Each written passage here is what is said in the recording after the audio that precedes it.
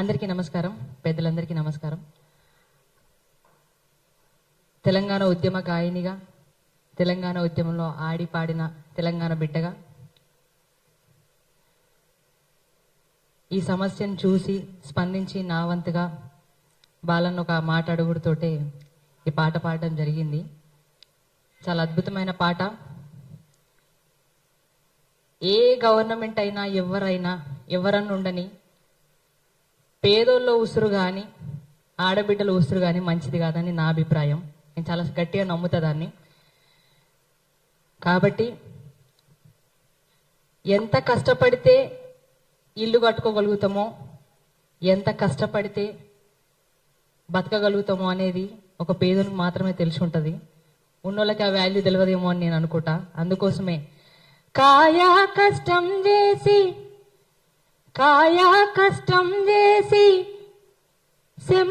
సెమటాగార్సి ఇటుక వేసి ఇల్లు కట్టుకున్నాము.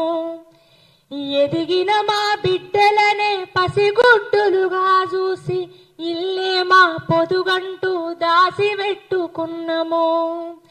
ఈ రాబందుల ఆకలికి మా గోడు సెదిరే, నీకున్నది రా తల్లి బాధ చూడే. చివరిసారి ఇల్లును చూసుకుంటమే, ఇంత ఇషమన్నా ఇయ్యుర్రి చచ్చిపోతమే. ప్రతి ఒక్క బిడ్డ ఆడ పలికిన మాటలు ఇవి. ఒక్కసారి నా ఇల్లుని నేను చూసుకుంటా, ఇదంతా బాధ ఎందుకు, మాకు కొంచెం విషం అన్న ఇయ్యురు, మేము చచ్చిపోతాము, ఎంత కష్టపడితే మేము ఇలా ఇల్లు కట్టుకున్నాము అని ఎంతో మంది ఆవేదనగా ఏడ్చిర్రాడ. మన కళ్ళతో చూసినాం కూడా. అందుకే అంటున్నాం, చివరిసారి ఇల్లును చూసుకుంటమే, ఇంత ఇషమన్నా ఇయ్యుర్రి చచ్చిపోతమే.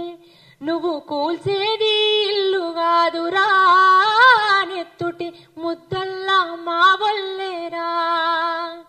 ఇది పేదోని కలగదరా, అసలు నీకెట్టా న్యాయమయ్యేరా. ఇది పేదోని కలగదరా, అసలు నీకెట్టా న్యాయమయ్యేరా. నువ్వు కూల్చేది ఇల్లు కాదురా, నెత్తుటి ముద్దల్లా మా వల్లేరా. ఇది పేదోని కలగదరా, అసలు నీకెట్లా న్యాయమయ్యేరా. Thank you Madhu. ఇప్పుడు ఒకసారి మీడియా వాళ్ళకు ఒక గ్రూప్ ఫోటో కావాలంటారు. మధుప్రియ, నువ్వు కూడా రావమ్మా. దాని ఒకసారి గ్రూప్ ఫోటో అందరం కూడా. రాజేంద్రన్న రాండి, అందరు రండి, మీరు కూడా రండి.